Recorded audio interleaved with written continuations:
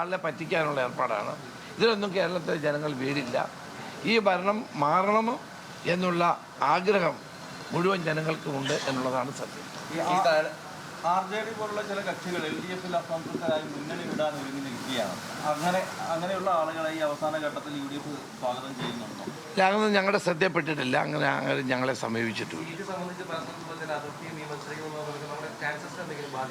ഒരിക്കലുമില്ല.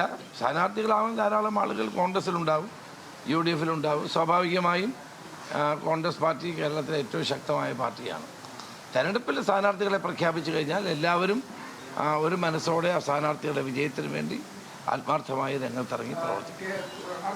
പ്രധാനപ്പെട്ട പ്രശ്നം ജി സുധാകരൻ ഇപ്പോൾ മത്സരിക്കാൻ സന്നദ്ധനായിട്ട് സ്വതന്ത്ര സ്ഥാനാർത്ഥിയെ CPM എത്തിച്ചുകൊണ്ട് അദ്ദേഹം പുറത്തെത്തിയിട്ടുണ്ട്. പക്ഷേ കോൺഗ്രസ് അക്കാര്യത്തിൽ കൺഫ്യൂഷൻ ഉണ്ടോ? ഈ പിന്തുണ കൊടുക്കുന്നതുമായി ബന്ധപ്പെട്ട് കൺഫ്യൂഷൻ ഉണ്ടോ? ഇല്ല, അത് സമയമുണ്ടല്ലോ. ഇപ്പം ഞങ്ങൾ എന്ത് തീരുമാനിക്കണമെന്നുള്ളത് കൂട്ടായ ആലോചനയിലൂടെ ചെയ്യേണ്ട കാര്യമാണ്. UDF കൂട്ടായി ആലോചിക്കും.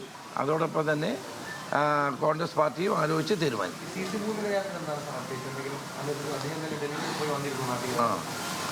അല്ല, അദ്ദേഹം എല്ലാവരും സംസാരിച്ചു. എന്ത് വേണമെന്നുള്ള അതും ആലോചിക്കേണ്ട കാര്യമാണ്. ആയിട്ടില്ല, തീരുമാനിക്കേണ്ടി വരും. ഈ പറഞ്ഞ പോലെ തന്നെ എല്ലാ തവണയും ഈ സ്ഥാനാർത്ഥി നിർണയത്തിന് ശേഷം ഒരു അതൃപ്തികൾ പരസ്യമായി തന്നെ വരാറുണ്ട്. ഇത്തവണ അങ്ങനെ വരികയാണെങ്കിൽ എന്തായിരിക്കും? അല്ല, ഇത്തവണ ഏറ്റവും കൂടുതൽ പരസ്യമായിട്ടുള്ള എതിർപ്പുണ്ടായ CPM-ലാണ്. ഒരു കാലത്തും ഉണ്ടാകാത്ത നിലയിൽ CPM-ലാണ് ഇപ്പം കൂട്ടയടിയും പ്രതിസന്ധിയും വളർന്നു വന്നുകൊണ്ടിരിക്കുന്നത്. കേരളത്തിലെ CPM ഒരു വൻ തകർച്ചയെ നേരിടുകയാണ്. ഓരോ നേതാക്കന്മാർ പാർട്ടി വിടുകയാണ്.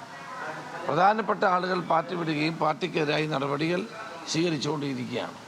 അത് ബംഗാളിലെ പാർട്ടിയുടെ നിലയിലേക്ക് തുടർഭരണം അവരെ എത്തിക്കുകയാണ്.